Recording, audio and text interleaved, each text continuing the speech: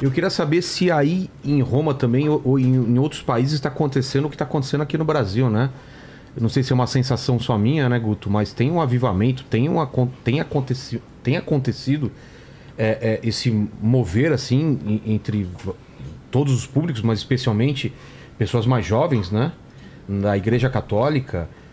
A gente vê isso com Rosário e com igrejas cheias e com gente na rede social, muita conversão. Eu queria saber se isso aí em Roma, e vocês sentem isso bastante, se está acontecendo no mundo inteiro ou é um fenômeno só aqui do Brasil, né? Que a gente tem sentido isso principalmente nos 2 últimos anos.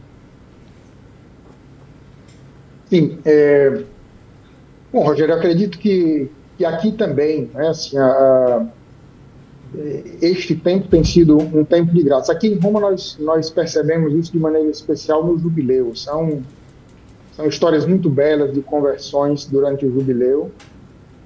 Desde dezembro, né, nós temos recebido muita gente na cidade e me chama muito a atenção, porque as pessoas vêm, às vezes, sem fé, por curiosidade, e quando se inserem quando respiram o ar do jubileu, quando você explica o significado de um jubileu, o significado da Porta Santa, a importância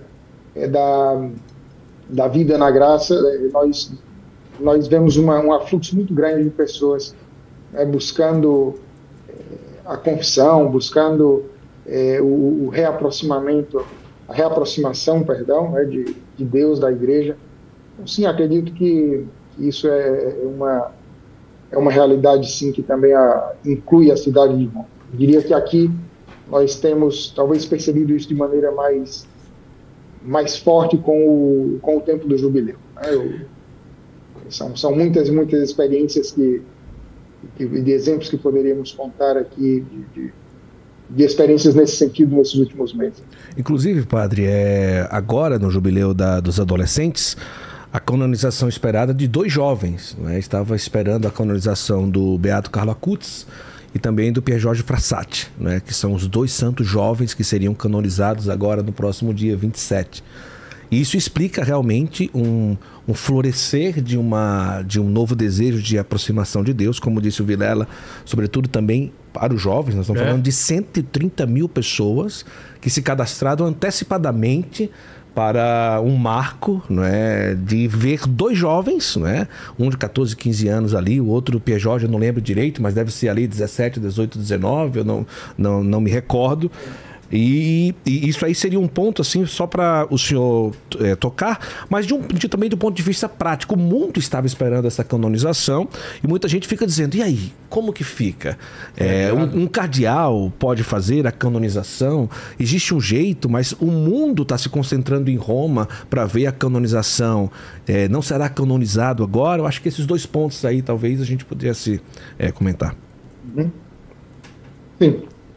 Bom, na verdade, Guto, a canonização prevista para agora era do Carlo Acutis, né? Certo. A canonização do Pier Giorgio Frassati, ela está prevista para o Jubileu dos Jovens no final de julho. Sim, sim. O Papa quis fazer essa distinção, né? Porque o Pier Giorgio Frassati, ele é um pouco mais velho, acho que ele tinha os seus 25 anos, então mais jovem, enquanto que o Carlo Acutis era um adolescente de 15 anos. A canonização de Carlos Acutis, porque a sua história realmente é muito impressionante, né? Ela de fato estava sendo muito sentida e muita gente vinha para o jubileu dos adolescentes por esse motivo. O Carlos Acutis ele tem sido um instrumento muito forte de aproximação da juventude a Deus, à fé. E continuará sendo, né? Acredito até que, bom, nós não temos como entender tudo da providência divina, né? Não podemos decifrar exatamente os desígnios da providência divina, mas acredito, né? Eu acredito que a passagem do Papa Francisco neste momento torna-se uma oportunidade também muito bela de que este momento dos funerais do Papa, a preparação para o conclave, tudo isso seja permeado também de uma presença de uma igreja jovem, né? Hoje eu estava na Basílica de São Pedro, participei da missa lá, como celebrei lá a missa ao meio-dia, e estava lotada de adolescentes, mas lotada, né? Assim, muitos jovens, e é muito belo, então, que neste momento, tanto esses jovens e esses adolescentes, eles façam essa experiência de um momento tão significativo para a igreja, quanto que eles sejam um testemunho de uma fé que se renova, de uma fé que é jovem, né? Então, acredito que é muito providencial isso. A canonização, o Vaticano já anunciou que não vai ser feita, né, no domingo. Eu não sei canonicamente se alguém mais poderia canonizar que não fosse o Papa. Então, não foi dito assim, os motivos pelos quais ela estava sendo cancelada, mas imagino que esse seja o motivo, porque temos uma sede vacante. Acredito que somente o Papa poderia celebrar a canonização, poderia declarar alguém santo, né? Então, estando vacante, se torna inviável a celebração da canonização, mas o jubileu dos adolescentes está confirmado, né? Foi cancelado somente uma festa que haveria no sábado à noite, assim, uma celebração mais festiva, um festival de música. Esse foi cancelado para respeitar o luto pela partida do Papa, mas todo o restante do evento está confirmado, a missa, inclusive, principal do domingo, não mais com a canonização, mas, de qualquer maneira, a missa... Eu acho que uma pergunta relevante, né? Então, aí em Roma, esperando, né? Porque agora tem esse momento que você acha que o foco vai mudar dos dias, dos jornais, das coisas. Claro que agora tem o falecimento do Papa Francisco, né? E você acha que o foco vai sair um pouco, então, do jubileu e das coisas por um tempo, né? E aí depois se volta o foco do jubileu e as pessoas vão agora... O grande assunto vai ser, de fato, inevitavelmente, primeiro, claro, agora tudo envolvendo o falecimento do Papa Francisco e depois o conclave. E aí depois deve se voltar a agenda, ou pelo menos o foco para o próprio jubileu com o Papa novo. Como que você enxerga essa transição? Sim, acredito que sim. Acredito que naturalmente, neste momento, tanto a sociedade como os canais de comunicação, eles estão girando em torno do falecimento do Papa, né? Então, todas as memórias, todos testemunhos, histórias, né? Amanhã começa oficialmente o funeral público. Hoje já houve um funeral mais reservado sobretudo para quem serve, quem trabalha aqui no Vaticano, mas também para autoridades e cardeais e bispos, etc. E o foco agora é esse. Então, acredito que vai ser como você disse, Guilherme, né? Agora o foco do luto, do funeral. Depois, obviamente, vai se concentrar, obviamente, no conclave. Depois se continua o jubileu, né? Assim, que não está sendo interrompido, porque o jubileu não é interrompido com o falecimento do Papa. O jubileu continua acontecendo. Obviamente, os eventos eles são redimensionados por causa deste novo evento, que é o falecimento e o conclave. Mais alguma pergunta, padre? Guto? Só para... Eu estava olhando que hoje me parece que aconteceu a primeira congregação geral dos cardeais. Às vezes, quando se fala de conclave, que esse assunto é o assunto do momento, né? As pessoas falam muito disso logo agora no início, mas talvez as pessoas não entendam que existem congregações até o conclave, e o senhor explicar um pouco sobre isso, que são reuniões, né, que agora o foco com certeza é mais o sepultamento, como que vai se dar as coisas, mas logo depois que acontece o sepultamento, essas reuniões que são conhecidas como congregações gerais, como que se dá isso? Porque às vezes na própria congregação já se fala, já se conversa, já pode trazer o assunto de quem seria o próximo Papa, e meio que no conclave já se chega a alguma coisa meio que conversada para uma votação um pouco já mais orientada. Essas congregações gerais podem servir para isso também, padre? Sim, as congregações gerais elas têm exatamente esse objetivo, né? Nós precisamos entender que, bom, hoje houve uma primeira congregação geral hoje, estavam presentes cerca de 60 cardeais, dos 200 e poucos cardeais em vida.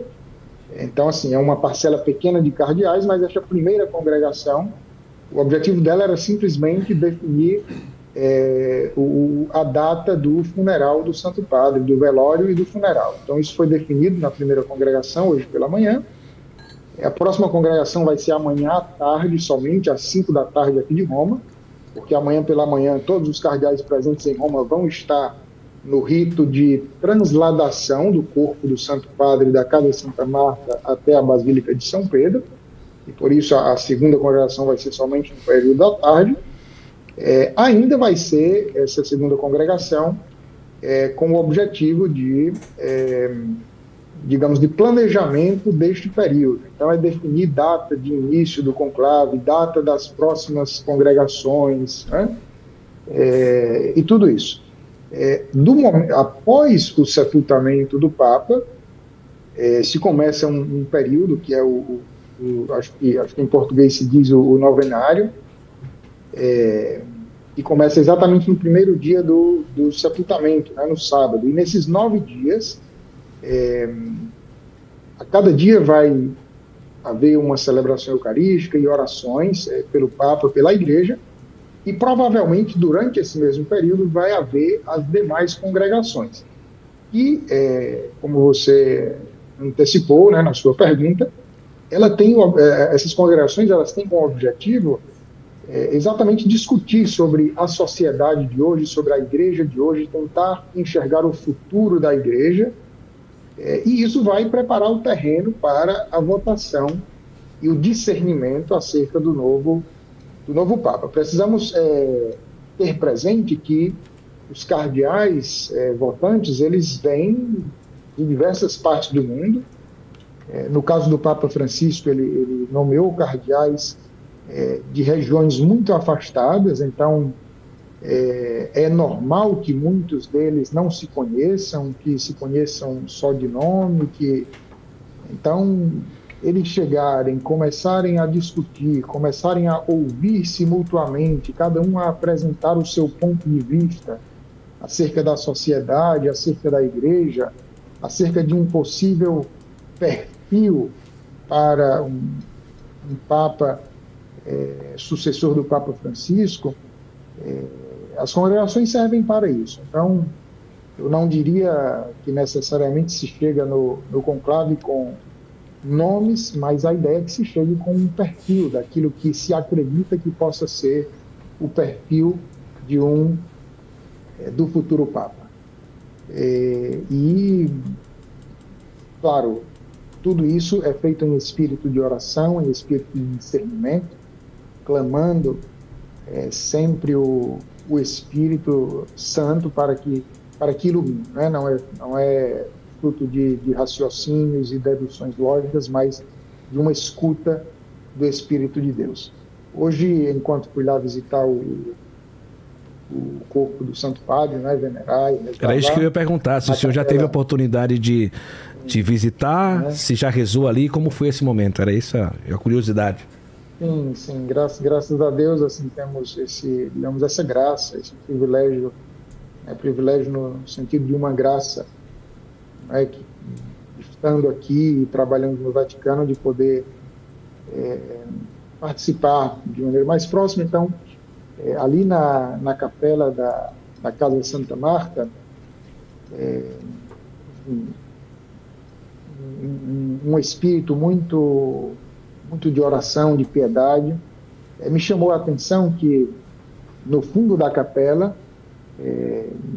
por trás do altar, tem escrito: "Vem Espírito Santo e enchei os corações dos vossos fiéis". Então, eu estava ali e eu ficava lendo aquilo e repetindo. A minha oração era essa: vem Espírito Santo, enchei os corações dos vossos fiéis.